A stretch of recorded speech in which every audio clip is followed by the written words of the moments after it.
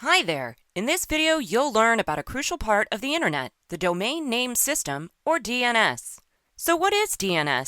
Well, it's a translation system that allows us humans to search the Internet using language we're comfortable with. Without DNS, the Internet as we know it would not exist. For example, you couldn't do your shopping online. You'd have to drive to an actual store to buy your things.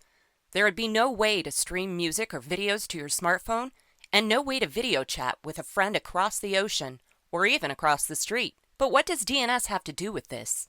The Internet is made up of computers that are set up in large networks around the world. These networks are connected by a web of underground and in some cases, undersea wires. Computers on the Internet communicate with each other using strings of numbers called Internet Protocol or IP addresses. IP addresses function like street addresses. They identify where a computer is located on the Internet and help guide the information traveling between computers. Now, it's one thing for computers to communicate using strings of numbers, but imagine if we humans had to memorize these seemingly random number strings for every single website we wanted to find. Not very realistic, huh?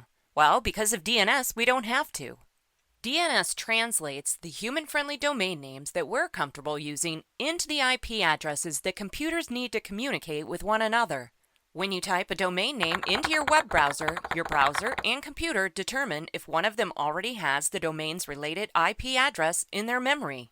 If it's a domain that you've recently visited, like say a newspaper you look at every day, your browser may have stored the domain name and IP address in its memory and can display the website in a split second.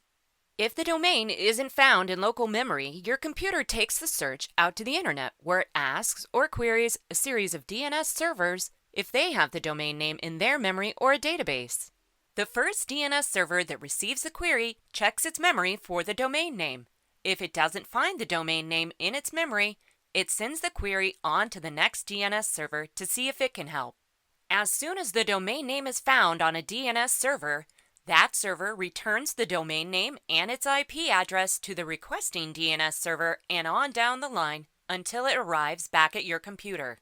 Each time a requesting DNS server receives a domain name and IP address, the server stores the information in its memory, so any future requests for the domain name can be answered more quickly.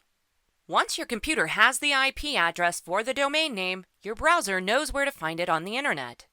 Your browser uses your computer to communicate with the server where the domain name is hosted and requests any associated files.